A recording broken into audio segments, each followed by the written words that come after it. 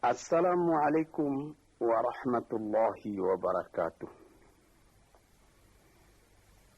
Para pendengar, peminat kaset-kaset saya ini, laki-laki dan perempuan, baik yang sedang tinggal di rumah atau dalam mengembara dalam perjalanan yang jauh dengan mobilnya, diputar kaset, didengarkan Nabuya berceramah, seakan-akan kita berdekat, meskipun saya tidak ada dalam mobil ini, tapi suara saya ada.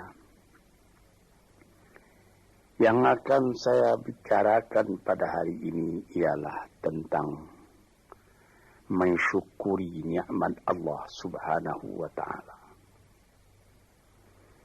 Tuhan bersabda di dalam Al-Quran, la in syakartum la azidannakum wa la in kafartum inna azabi la syadid. Sesungguhnya jika kamu syukuri yang nikmat yang diberikan Allah kepadamu, niscaya nikmat itu akan ditambah lagi oleh Tuhan. Sebaliknya jika kamu lupakan nikmat itu, tidak kamu pedulikan, maka azab atau siksa Tuhan sangatlah pedihnya. Inilah ayat tentang syukur yang disebutkan oleh Tuhan di dalam Al-Quran. Sebenarnya nikmat yang diberikan Allah kepada manusia itu tidaklah terhitung banyaknya. Tuhan pun mengatakan wa in ta'uddu ni'matallah la tuhsuha. Jikalau kamu hendak menghitung nikmat Allah, tak dapat kamu membilang berapa nikmat itu. Ada alat-alat modern sekarang yang dipakai orang, komputer, yang dapat menghitung berjuta-juta, bahkan bermiliar dengan cepat. Tapi bagaimanapun cepatnya hitungan komputernya nanti sudah rusak dan nikmat Allah belum juga semua dapat dituliskan. Apa yang kita syukuri? Apabila kita mengenalkan nikmat Tuhan itu, kita menjadi kaya dalam batin. Kita tidak jadi murung dalam hidup. Sejak dari matahari yang terbit di waktu pagi, terbenam di waktu sore, di waktu senja, lalu berganti dengan malam, dan apabila malam sudah datang, bintang-bintang pun berkelap-kelip di langit. Itu pun sudah kita syukuri jika kita mengenal Dia. Di atas bumi sendiri pun, kayu-kayu yang menghijau, buah-buahan yang renum masak, ikan di laut, deburan pasir ketika ombak mengempaskan dirinya ke pantai, pohon kelapa nyiur yang melambai di tepi pantai, dan segala macam yang lain yang susah buat dituliskan, buat diucapkan pun, menjadi perbandingan, menjadi peringatan kepada kita bagaimana besarnya nikmat yang melingkungi manusia ini. Tuan-tuan yang terhormat, di dalam Al-Quran Tuhan pernah bersabda, wa khalaqna lakum ma fil ardi jami'a. Semua isi bumi ini kami sediakan buat kamu. Kami sediakan buat kamu. Sehingga apabila kita melihat ke laut, Kelihat ombak itu berdebur ke pantai, lalu kelihatan dari jauh perahu nelayan menyusur ombak dan gelombang mencari ikan Untuk siapa ikan yang dicarinya itu? Untuk kita makan. Apabila kita lihat padi menguning di sawah, kita tanamkan padi itu. Untuk siapa buahnya? Untuk kita makan. Pisang yang tumbuh di pekarangan rumah kita, untuk kita makan. Malahan kalau kita lihat binatang-binatang berkaki 4, kambing, sapi, kerbau. Hei kambing, hei sapi, hei kerbau. Mengapa kamu gemuk? Mengapa kamu jadi besar? Kami disediakan buat kamu. Buat kamu. Payahlah menghitungnya. Sampai kepada buah-buahan yang ada, mangga, rambutan, durian, makanan-makanan yang lain-lain, lazat dimakan oleh manusia. Kalau sekiranya kita tanyai dan mereka dapat menjawab, tentu jawabnya akan sama semua buat kamu. Inilah nikmat oleh Allah Subhanahu wa ta'ala. Wa sakhkhara lakum ma fil ardi. Dan segala isi bumi ini disediakan buat kamu. Di sini kita merasa dalam hati syukur. Allah Ta'ala pun beri peringatan kepada kita. Walaqad karramna bani Adam wa hamalnahum fil barri wal bahri وَرَزَّقْنَاهُمْ مِنَ الطَّيِّبَاتِ وَفَضَّلْنَاهُمْ عَلَى كَثِيرٍ مِّمَّنْ خَلَقْنَا تَفْضِيلًا. 4. Katanya, hai anak Adam, kami muliakan kamu di muka bumi ini. Kami angkat kamu di laut dan di darat. Di laut dengan kapal, di darat dengan kendaraan. Malah sampai sekarang di udara diangkat manusia. Dan diberikan rezeki. Padi menguning, buah-buahan. Yang manis-manisnya pun bermacam kemanisan. Dan diberikan lagi peringatan bahwa dari binatang yang lain, manusia lebih utama. Dijadikan Allah Ta'ala bermacam-macam binatang, bermacam-macam margastawa yang ada di muka bumi ini. Manusia juga yang lebih tinggi daripada semuanya.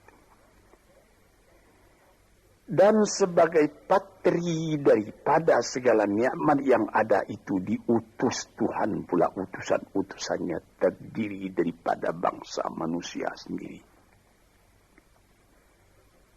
Nabi-nabi dan rasul-rasul sejak dari zaman Nabi Adam, Nuh, Idris, Hud, Salih,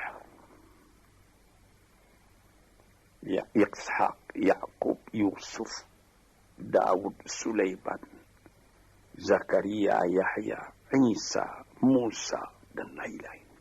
Harun, dan lain-lain. Sampai kepada Nabi Muhammad SAW. Tanda cinta manusia itu sempurna kepada manusia. Cinta Allah kepada manusia itu sempurna. Dikirim manusia sendiri buat menyampaikan. Bagaimana manusia tadi supaya selamat dalam kehidupannya. Dan diberi peringatan kepada manusia bahwa hidup itu bukan sekedar yang sekarang saja.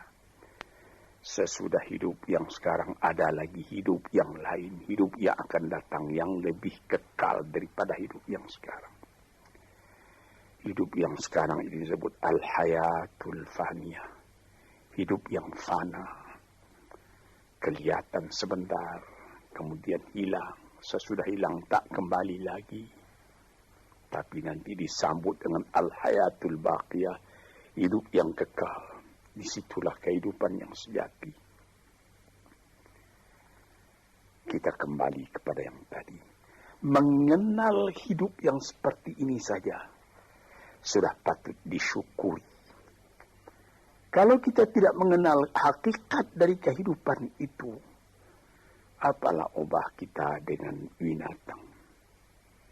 Tuhan pernah bersabda dalam Al-Quran.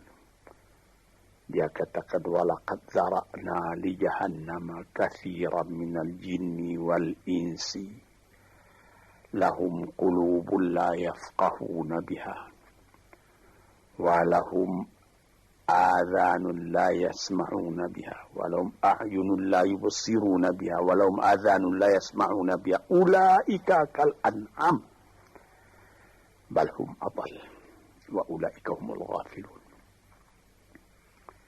Akan kami lemparkan kepada neraka kesengsaraan, api neraka jahanam. Manusia, dia berhati tapi tidak memperhatikan, dia bermata tak melihat, dia berkuping tak mendengar. Apalah ubahnya manusia yang demikian itu dengan binatang? Bahkan lebih lagi sesatnya dari binatang. Sebab binatang kalau dia tidak berpakaian, tidak ada orang menyalahkan. Tidak ada kata salah, kata benar dan salah pada binatang. Sebab itu maka manusia yang tidak mempergunakan hatinya, matanya, telinganya, lebih hina dari binatang. Dan mereka itulah orang yang lalai, tak memperhatikan hakikat dari kehidupan itu. Maka tanda syukur kita kepada Allah. Kenallah dirimu dan kenallah hidupmu. Dari mana engkau datang? Di mana engkau sekarang? Kemana engkau pergi lagi sesudah ini? Kambing, sapi, kerbau tidak membicarakan ini. Dia cuma memikirkan makan. Manusia disuruh memikirkan ini. Taruhlah manusia itu tidak ada nabi, tidak ada utusan dari Allah datang. Akalnya sendiri pun di dalam kehidupan itu hendak mencari juga jalan yang baik, hendak menjauhi juga jalan yang buruk. Tak ada orang yang menyukai yang buruk dalam hidupnya. Walaupun orang yang telah terlanjur berbuat buruk sekalipun dia menyesali karena dia tidak dapat menahan dirinya. Sebab itu maka bersyukurlah kita kepada Allah. Kehidupan kita itu tidak disia-siakan, tidak disia-siakan oleh Allah. Yahsabul insanu ayyutraka sudah. Apakah manusia menyangka bahwa dia akan dibiarkan saja, tidak terpelihara, berjalan tidak tentu arah? Tidak. Tidak. Sejak dari masa dalam menjadi nutfah lagi, sampai menjadi insan sudah menjadi fikiran kita. Bagaimana keindahan Allah menjadikan kita. Sebab itu maka dikatakan, bersyukurlah. Syukurilah nikmat Allah itu. Sekarang timbul pertanyaan, bagaimana yang dimaksud dengan syukur itu? Saya pertalikan sedikit dengan falsafah.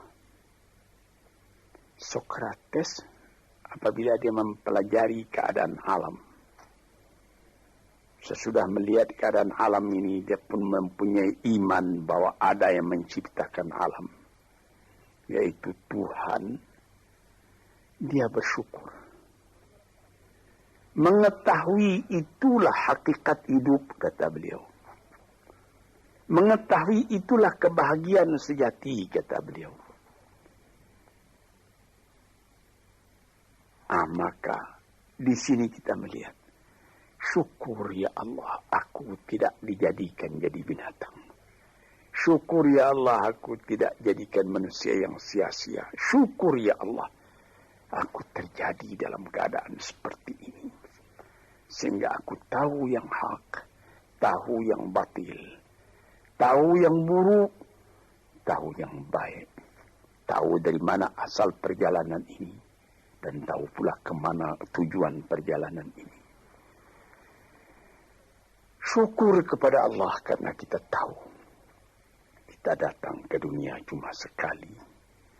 Sepintas, sekejap mata dibandingkan dengan umurnya dunia. Taruhlah orang berumur 100 tahun yang paling panjang. Tapi apalah artinya 100 tahun? Dengan umur dunia yang sudah miliar tahun. Dan apabila kita mati pun, dunia pun akan tinggal sepeninggal kita. Entah berapa juta tahun lagi, tidak tahulah. Sepintas zaman kita lalu ke dunia ini.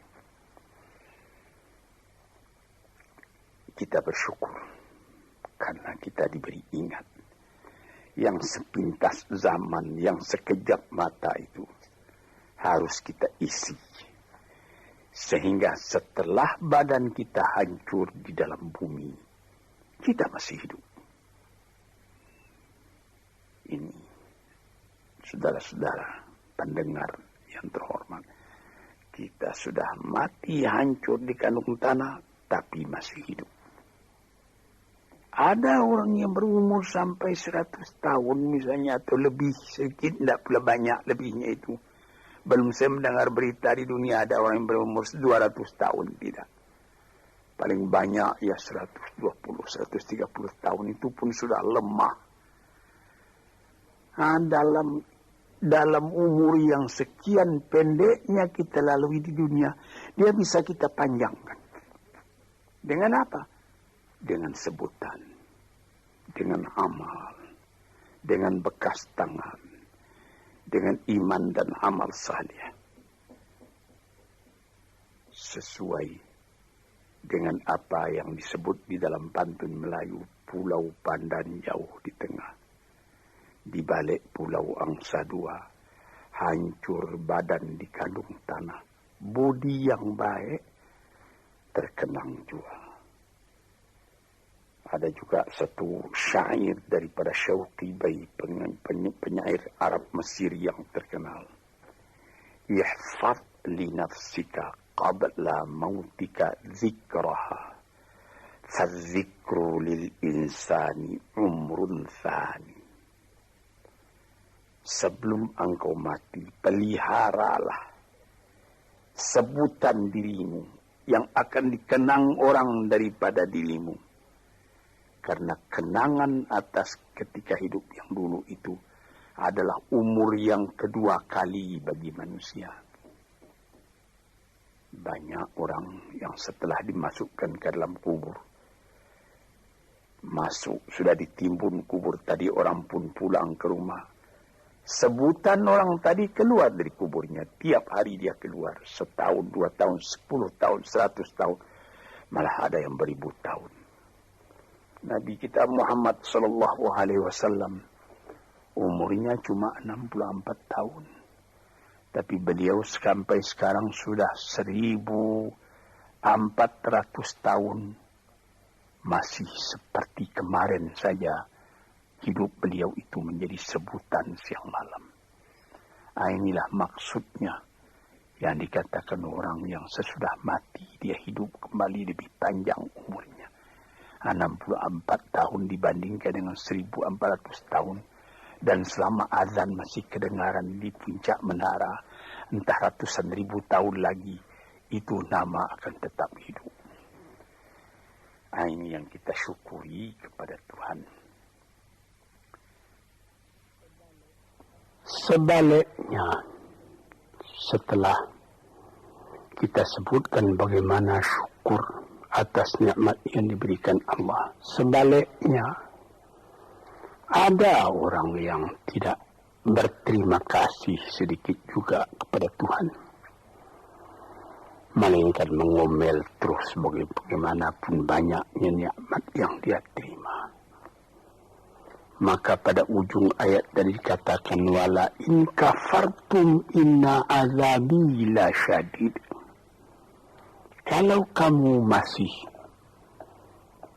mengingkari nikmat Tuhan itu, maka siksaan Tuhan amatlah pedihnya kepada dirimu. Memang banyak sekali manusia Sudah ada nikmat datang, dia tidak memperdulikan nikmat itu, dia masih mengomel saja. Kita misalkan,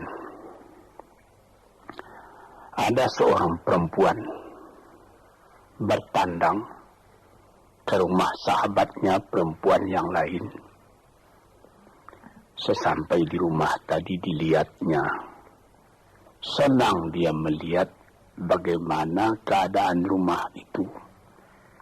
Dilihatnya ada televisi terletak, ada radio, ada sice, kursi-kursi bagus, ada lagi perhiasan-perhiasan yang lain. Tanda dia bergembira, dia bilang, syukur saudara atau saudari, ada radionya nih, ada televisinya ini, ada lagi sicenya, model betul ini. Furniture di mana ini yang menyediakan? Disambutnya, televisinya sudah model, ketinggalan model ini 10 tahun yang lalu. Radionya sudah bahula ini. Sicenya juga begitu. Ada yang model sekarang, yang model baru. Saya sudah ketinggalan zaman ini. Ini misalnya. Nikmat yang telah ada itu tidak disyukurinya, melainkan diomelinya. Ini banyak manusia yang seperti ini.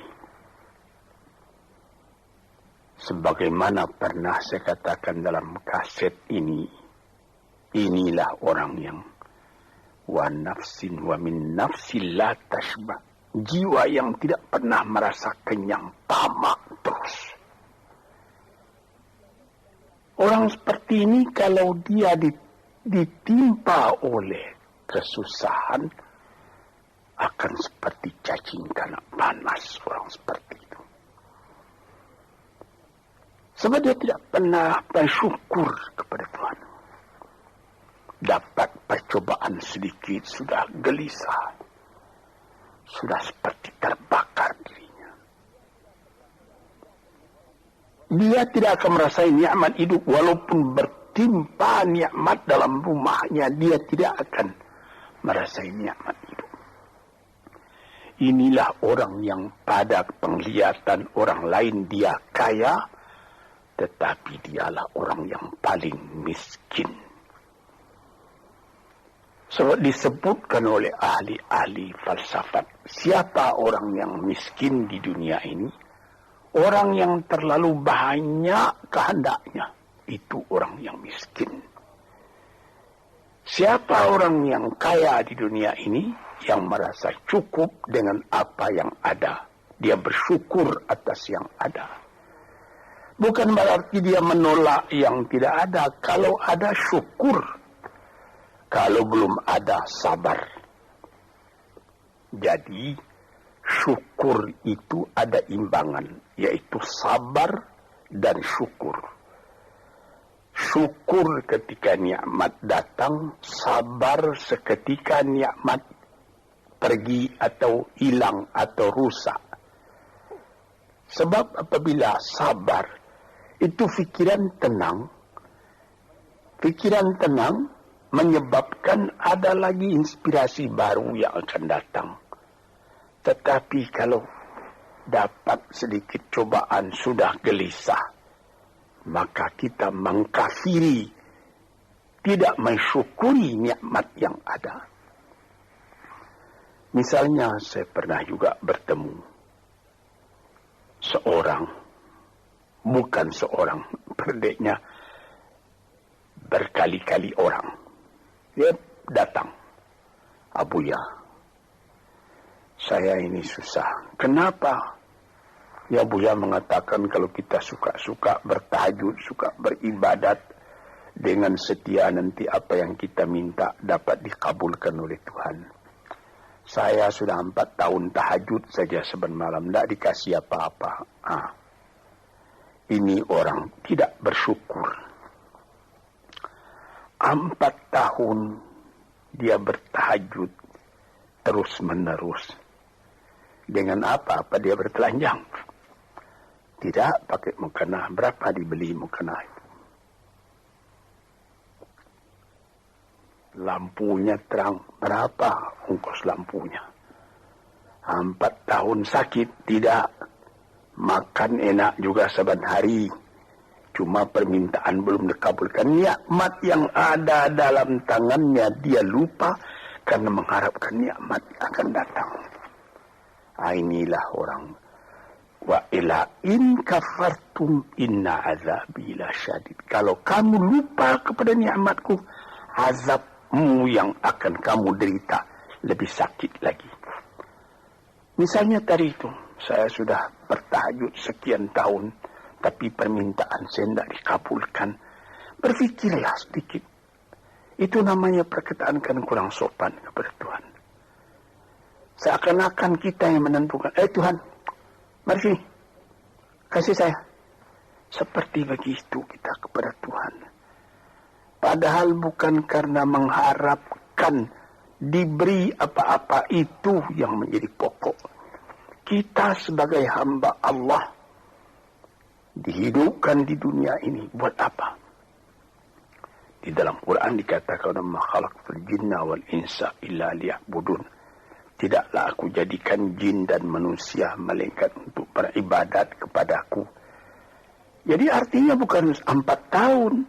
Selama hidup hendaknya kita beribadat kepada Tuhan. Bukan mengharapkan apa-apa karena yang ada ini sudah harapan kita. Yang ada disyukuri. Ini satu contoh. Saya ingatkan apa maksudnya. Inna azabi lasyadid. Orang yang lupa kepada nikmat Allah, nikmatnya Allah dia lupakan, dia tidak bersyukur, siksaan datang. Siksaan apa? Gelisah hatinya selalu. Itu siksaan, itu gelisah. Sudah dapat mobil. Apa merek mobil? Mereknya Holden. Ya, tapi baru dipakai 2-3 hari. Ya, tapi sekarang ada lagi ini Holden. Mau pakai Mercedes Benz. Pakai apa lagi? BMW, Volvo, macam-macam. Macam-macam pikirannya itu sudah siksaan buat dia. Padahal bukan pula dilarang mencita-cita yang baru itu. Bukan dilarang. Tapi berpikirlah dengan wajar yang akan datang disyukuri. Yang telah ada ini lebih disyukuri lagi.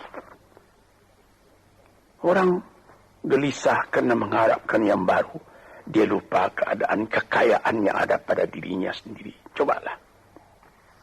Kita kaya. Mobil ada. Rumah besar. Ini cukup.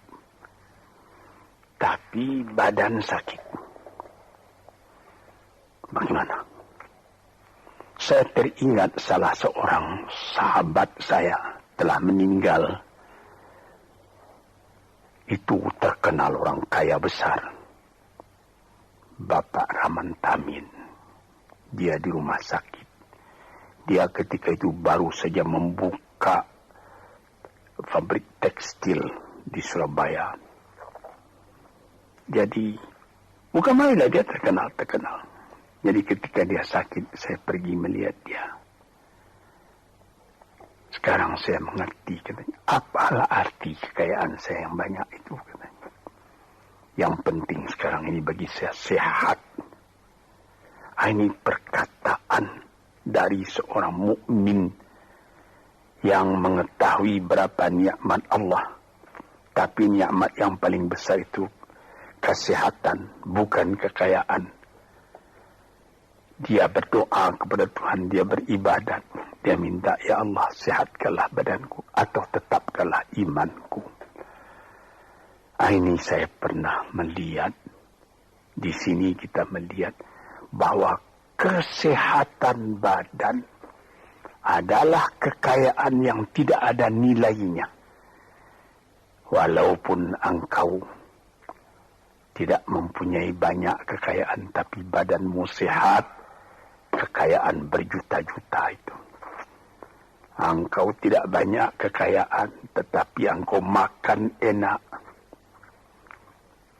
Pernah saya juga berjalan-jalan dengan seorang teman orang kaya, naik mobil lalu di dekat sawah, orang-orang bekerja sawah.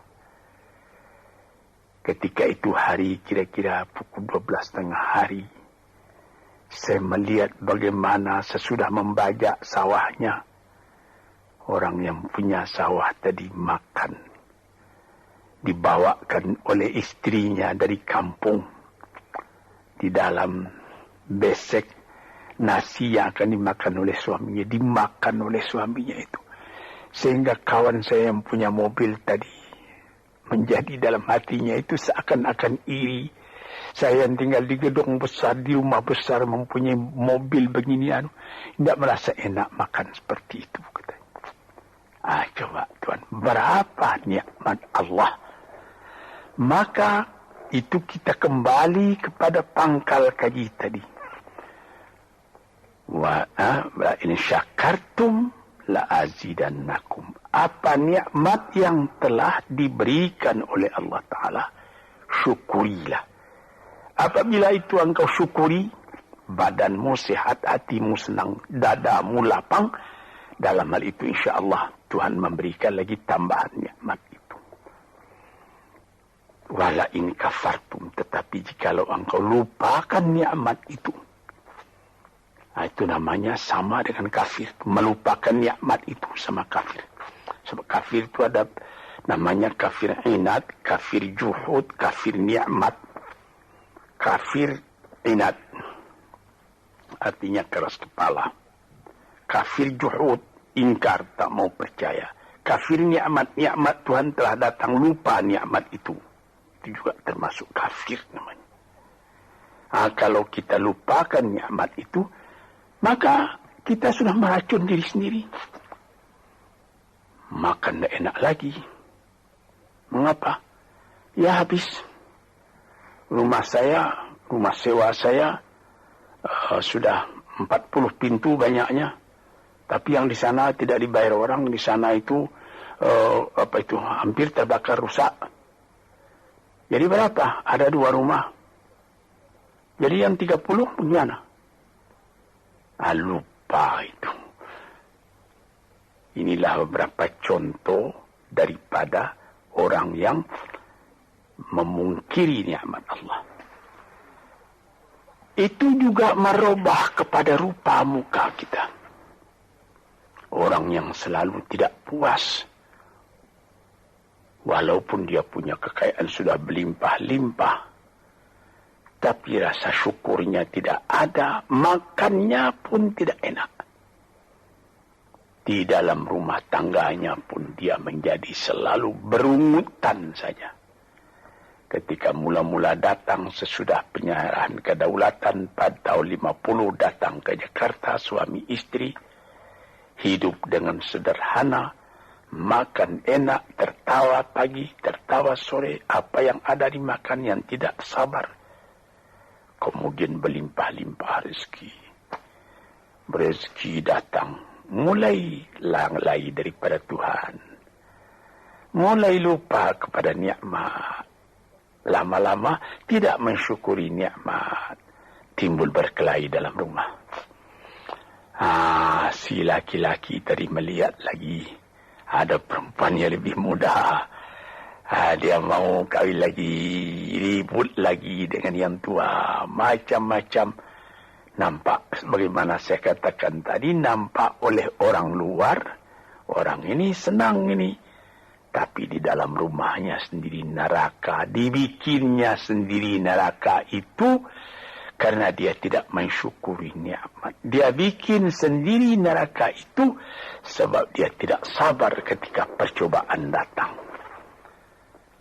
Di sinilah tuan-tuan pendengar kaset yang saya cintai. Saya katakan di dalam agama kita disuruh qanaah. Apa?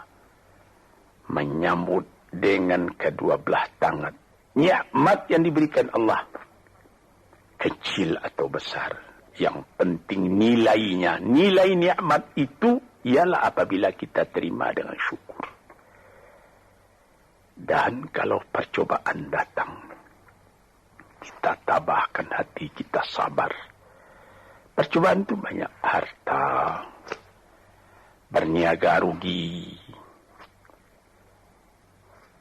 istri atau anak yang dicintai mati misalnya, dan lain-lain sebagainya. Kita sabar menerima itu. Kita tabah menerimanya sehingga kita tidak goyang. Ketika nikmat datang, kita syukur, jadi kita tidak sombong. Ketika percobaan datang, kita sabar, jadi kita tidak bingung. Kita punya hidup selalu tenang.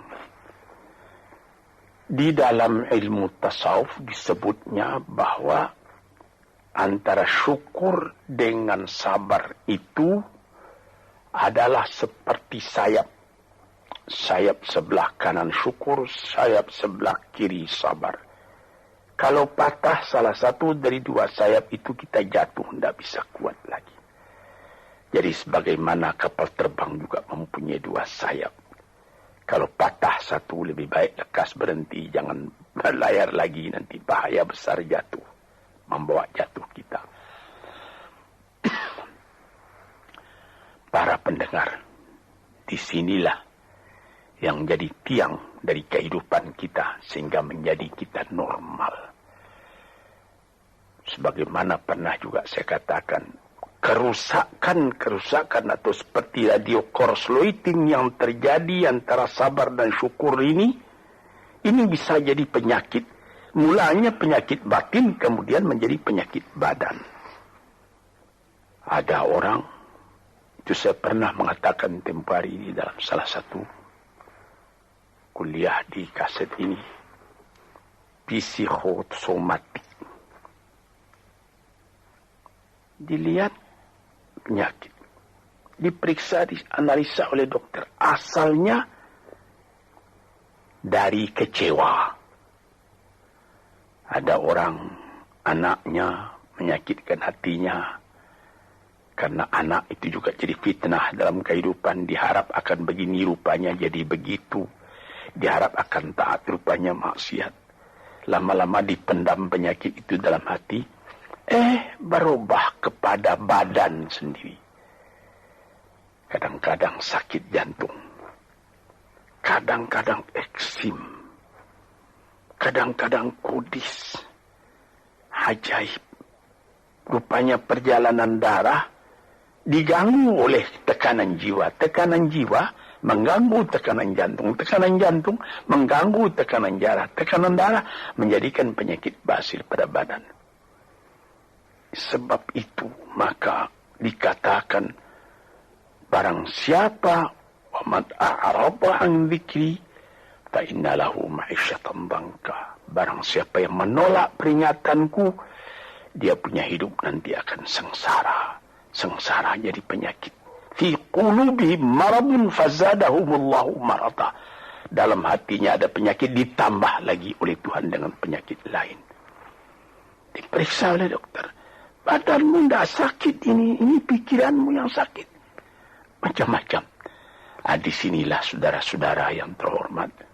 Maka syukur itu adalah satu nikmat yang kita sendiri mengusahakan supaya terjadi pada diri kita sendiri. Dan gelisah itu adalah laknat yang kita tumbuhkan sendiri. Sebagaimana pepatah orang Melayu, makan hati, berulam jantung. Hatinya sendiri dia makan, jantungnya sendiri diambil ulam, akhirnya kurus kering, pikiran pun jadi tertumbuk, cahaya mata pun menjadi muram, hati gelisah, kepercayaan kepada Allah tidak ada lagi, kepada hidup pun tidak ada lagi. Na'udzubillahi min dzalik. Para pendengar, peminat kaset-kaset ini, saya serukan, gembirakan hati, kuatkan iman kepada Allah, syukuri segala nikmat, sabar kalau datang percobaan. Insya Allah kita akan tetap teguh hidup, selamat dunia dan akhirat. Sekian saja dulu. InsyaAllah lain hari kita sambung lagi. Assalamualaikum warahmatullahi wabarakatuh.